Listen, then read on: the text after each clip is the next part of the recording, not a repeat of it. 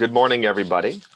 Welcome to this panel, the really awesome music major college experience with members of the Racine Symphony Orchestra. I'm your host, Mr. Max Filer, Director of Instrumental Music at Case High School. And I have some very awesome people to introduce you today from the Racine Symphony. We have Mr. Ryan Anderson, Mr. Jesse Gomez, Mrs. Darlene Rivest, and Dr. Sasha Mendel. Welcome to the stream, everybody. So, ladies and gentlemen, just as a quick clarification, if you have any questions throughout this, I believe Ms. Radatori will be moderating our chat box. So if you have any questions throughout this, please feel free to type them in the chat. We will see them and we will ask these wonderful people your questions. So right off the bat, everybody, let me pull up my question sheet here, everybody. So let's start off with some of the basics about the college experience. Where did all of you go to college? We'll start with Ryan Anderson. There we go. All right. So, hi. So, if you don't know me, my name is Ryan Anderson. My college was Illinois Wesleyan University, which I'm actually repping right now. Total coincidence today, but it's a small Division III school in Central Illinois, Bloomington, Illinois. With a small population, but a wonderful music program and a thriving music education program. Very exciting. We'll then move on to Jesse Gomez. Hello, guys. I attended the University of Wisconsin-Park State right here in Kenosha. Pretty fantastic. Darlene Rivest, let's go to you. I did my undergraduate degree in music education at the University of Wisconsin-Milwaukee. And at that time, Dr. Gerald Fischbach was the music education coordinator for string education. And he was a fantastic teacher. He moved on to teach at Maryland, at University of Maryland, and he recently retired. And then I did my master's in violin performance at the University of Wisconsin-Madison with Dr. Tyrone Reeve. Both great experiences. Awesome, awesome. And then Dr. Mendel. Good morning, everybody. I hope you can hear me. I did my first undergraduate degree at Yale University in New Haven, Connecticut. That was my first studies in undergraduate. I actually was a biology major originally. And then I did a separate undergraduate program at Carnegie Mellon University in Pittsburgh, where I was a music performance major and a German language and history major. Awesome. That's awesome. Now, one of the questions that were suggested was to say, when did you graduate? But I feel like that might not be the most polite of things to ask. So we're going to skip that one. So when we were preparing to go to these colleges, let's talk about what was going through our minds when trying to decide what majors we were deciding. So Dr. Mendel, if it's all right, we'll start with you. I decided one thing was for sure. I'm from Brazil originally, and actually music brought me to the United States. Two professors from Yale University actually had heard me in a music festival. So I came to high school in Guilford, Connecticut, and at the same time I was in a program at the Yale School of Music called the Certificate in Performance. And that program was split part-time because I was in high school at the moment. So that degree, which normally is a 3-year degree for exceptional talent, whatever they call it, converts itself into the master's degree in music once you have an undergraduate degree. So while at the school, I applied to Yale College, where there was a music major at Yale, which was basically music in general, history, musicology, but not music performance. Although of the Ivy League schools, Yale University is the only one that has a school of music, actually. Has a music department and a school of music. And I was always very interested in sciences, and sort of being a careful person, I applied to the school, and I was lucky enough to get in at Yale College. And I thought originally, since I was a child, that I wanted to be a neurosurgeon. And I said, well, love biology. Let me do a bachelor in science program here while, taking violin lessons and doing that. At the same time, I was finishing also my music requirements at the School of Music. So you would say probably that the credit load was gentle at that time. Oh, well, Sure. I took 5 credits, which for an undergraduate at Yale is the full load, plus violin lesson performances, chamber music, orchestra, Yale Symphony. There are 2 orchestras there, Yale Symphony and Philharmonia. Philharmonia is from the School of Music. And I already had been involved in that, partly in high school. Otto Werner Müller, who was the conductor, allowed me in high school to play in the back of the orchestra from time to time with regular undergraduates and graduate students. It was an enlightening experience. So it was a busy academic load. I mean, when you enter college, you're in it, and you have to think that you're on the track to being, let's say, a professional athlete. What do you do? And you're training for the Olympics. I mean, it's 8 hours a day that you're going to be doing at least work on your instrument if you intend to be a music major. But once you're in academia, in higher academia, the load is a little bit heavier in the expectations and how quick you have to run through courses. Most of them are semester courses. Nowadays, even faster because of PowerPoint and all the electronic media that assists us nowadays. But the general outlook, you will find that you actually will have time because you won't have as many diverse courses as one does, let's say, in high school. I mean, you fill your day with 7, 8 courses during high school. Some people have no time even for study halls, plus, the academic load after school has become very heavy. And if you do sports and if you do theater, if you do clubs, I mean, you end up arriving at home, let's say 9, 10 at night, depending on sometimes. But when I went to college first, it was a little bit lighter comparing to what it is today. Sure. But it gives to anybody who is considering the IB program at Case High School or is in it, it sounds very similar where it's trying to schedule around all these classes that you have to take and then trying to do all those after school activities as well. And those opportunities given to you as a high school student to maybe perform with the group or to do some kind of college outreach. Very exciting. Thank you, Dr. Mendel.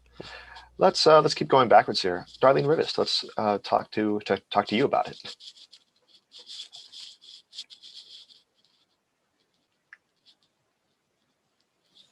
There. So I think the question was about how we prepared for college and what led us up to that point. Yes. So when I was in 4th grade, I started in the public school string program when I lived in Franklin. And I think it was like the first day that I was in class, I decided this is what I want to do. I want to be an orchestra teacher. That was it.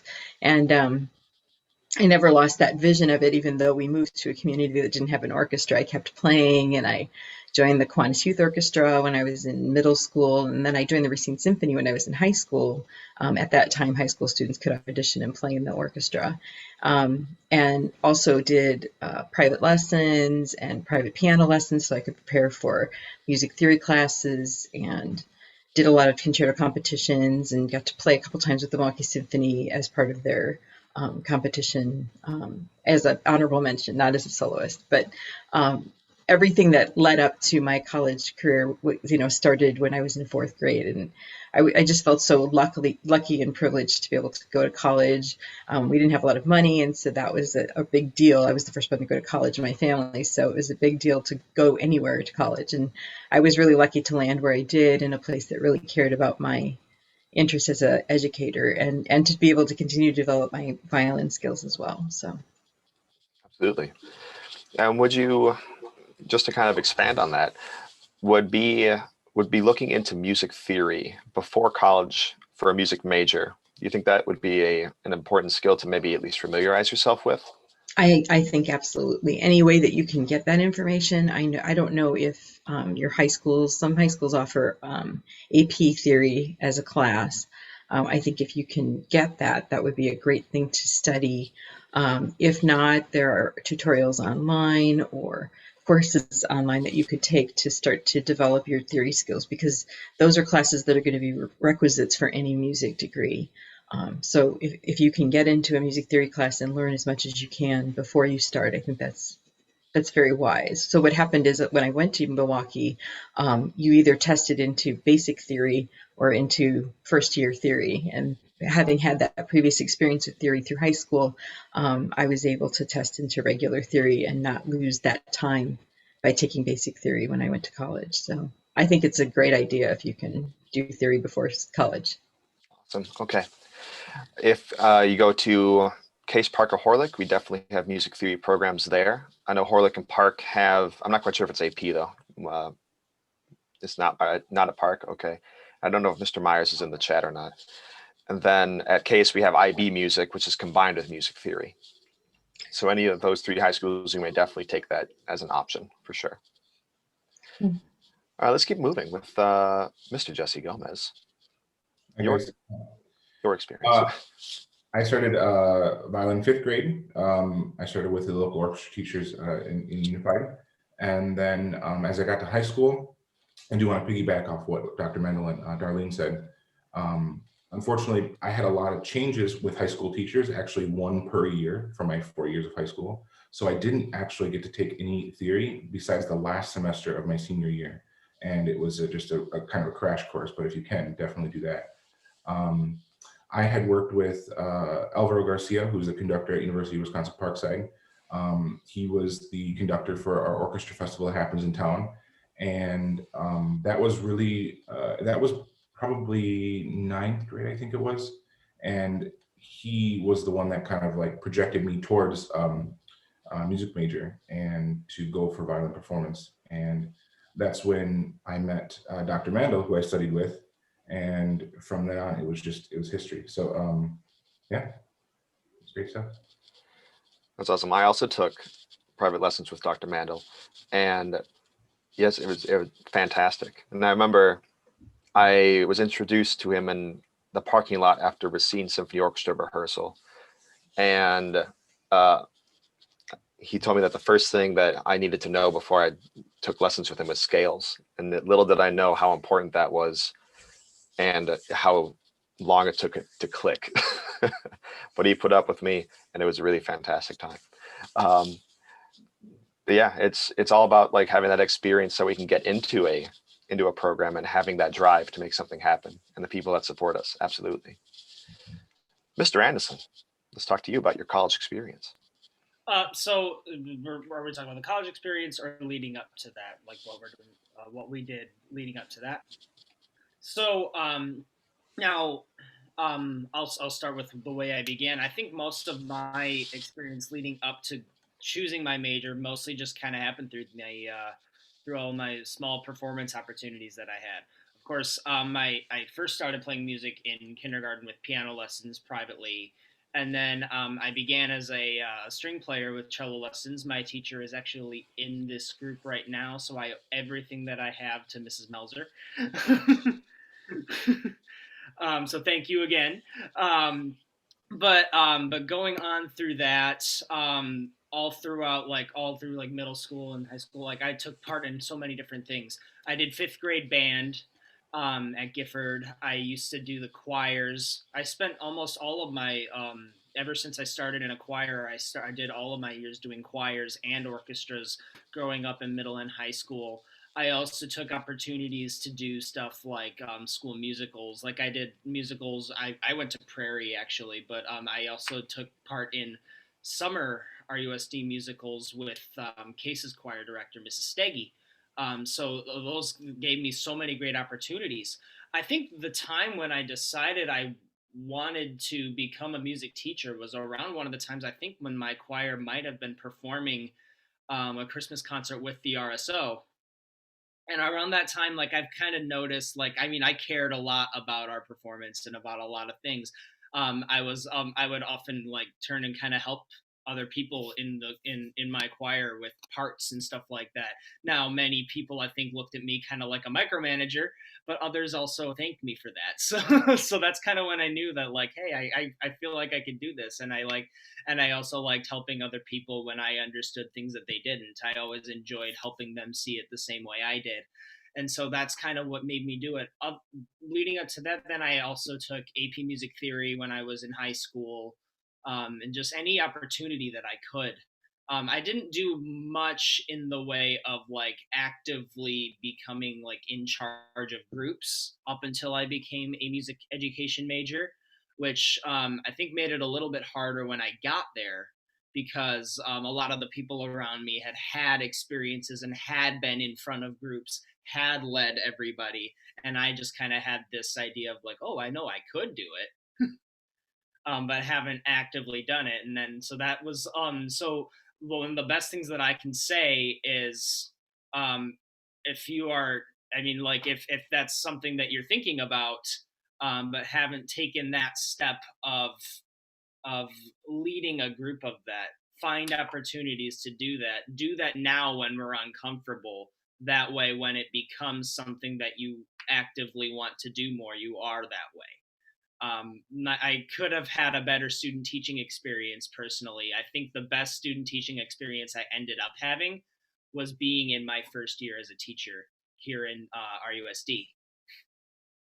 And again, I have Mrs. Melzer to thank for a lot of that, helping me out in the first year. Ryan, there's a very powerful thing you said there, and if I paraphrase it correctly, it's kind of saying being comfortable in being uncomfortable. Yes. I think that's a good way to say that.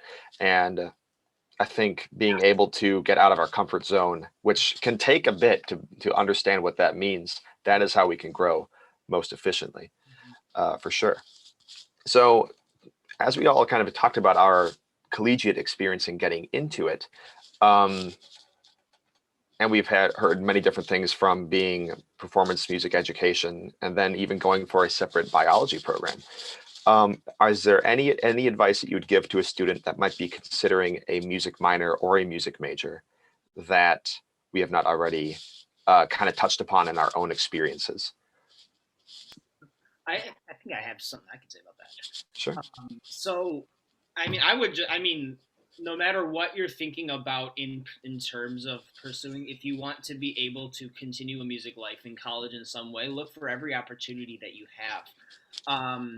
Like even, I mean, no matter what kind it is. Like for example, my college has a school of music. We have the music majors, all of our different programs. We also have minor opportunities. Um, we even have, I think, a Bachelor of Arts in Music that you can do, and that's often people will double major with that.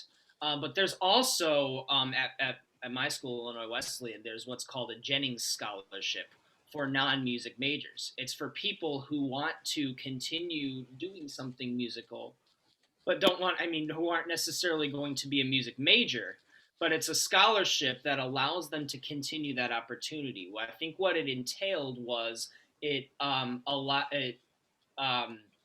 audition for it. If you get the scholarship, I believe you are, to maintain it, I believe you are at least required to take part in one major school ensemble, music, either orchestra, wind ensemble, or choir, or whatever it is. And then you maintain at least one private lesson on your applied instrument of choice per week. For us, I believe also music major, at least for my professor, she offered 2 lessons per week to music majors. Maybe I think maybe 2 per week for minors, and 1 per week for a Jennings scholar for another. Okay. Things like that. So just private lessons, make sure to be ready for them, is what I'm hearing. Yeah, absolutely. And just in general, I mean, so those are the opportunities that my school has. Wherever you're looking, look for any sort of opportunity that you can pursue. Yeah, absolutely. And then a follow-up question, just because we're running short on time, to maybe one of the other three as well. How would one go about choosing a different college? Because all of us have gone to a different college, whether it be Yale, Madison, Parkside. Illinois, how would we want to choose where we go? What would be good strategies for that? Dr. Mandel. Choosing a school, I mean, it's a very, let's say, complicated process in the sense that one has to decide first what are the financial means, what amount of scholarship a school has to offer, and what one has already sort of decided during their high school years that one may want to actually become a professional musician or not. If you want to become a music major in performance, not music education, I can speak for the performance side. One important area is try to find out who are the teachers at that particular school. A lot of us performers will end up going to a school not necessarily because of the name of the school, but actually who teaches there.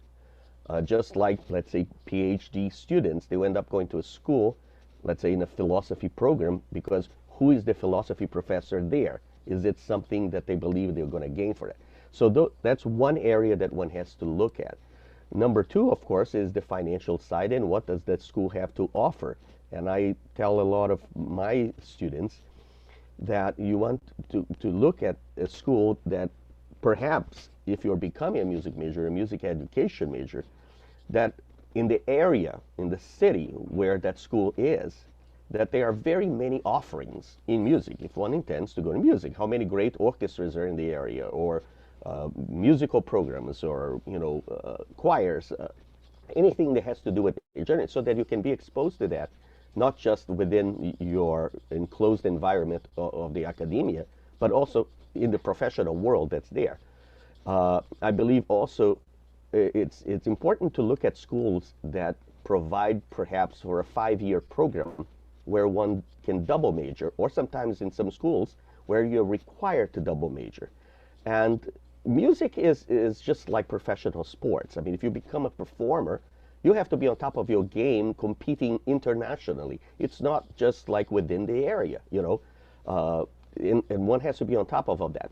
On top of the issues that we have, the reason I mentioned double majoring, or if it's a good performance minor, or those kind of things, is that I advise my high schoolers in particular, in today's world, we are full of risks. I mean, you could cross the street at a pick and save, get hit by a car, you fall, you break your wrist, and if you're a performance major, you can hope perhaps to have the career, the playing ability, if you are, an instrumentalist, because it's just like an athlete that breaks an ankle, So I advise as perhaps as a double major program in today's world, perhaps a business major also.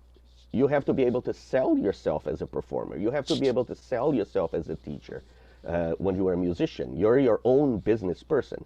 Or psychology, or those things, since you're going to be able to teach, you got to be able to also have a different background to it. So that's usually my advice in choosing. I mean, and speak to your main teachers. I wish schools were more, let's say, hands-on in trying to mold the young artist, in trying to make these kinds of choices. Counselors at school advice, and contacts with former students. Let's say if you're a sophomore, if you're a junior, if you knew a senior that went to music, get in touch with them. Find out. They're your best ambassadors, just like yourself, Max and Jesse.